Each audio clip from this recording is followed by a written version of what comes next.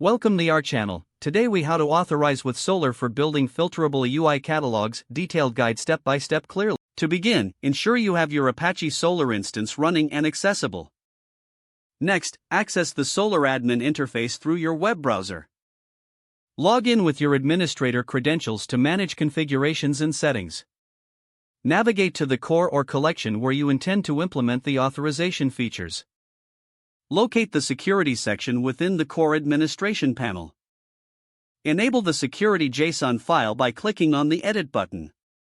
Here, you will define user roles and permissions as per your requirements. Add a new authentication method by including the necessary parameters in your Security JSON file. Apply the basic authentication configuration, which typically includes username, password, and permission levels.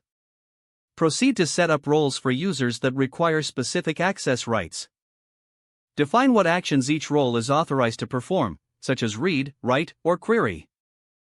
Once you have entered all relevant configurations, save the Security JSON file.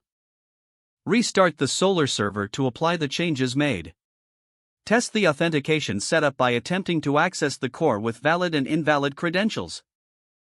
Verify that your catalog data can be queried based on user roles as intended. If everything functions correctly, you can then focus on building your filterable UI catalog. Utilize Solr's query and facet capabilities to create a user-friendly interface for your catalog. Implement the UI logic that leverages the filter options defined in your Solr schema. Conduct thorough testing to ensure the filtering works seamlessly with the authorization rules you've set up. Make adjustments to the configurations as necessary based on user feedback and testing results. Document the entire process for future reference and for other developers who may work on the project. If the page does not load, refresh the browser or try again in a private or incognito window.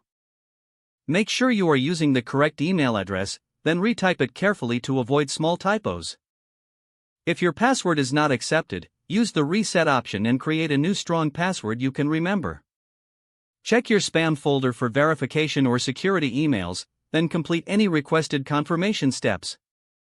Enable two-factor authentication if available to improve account security and reduce unauthorized access risk.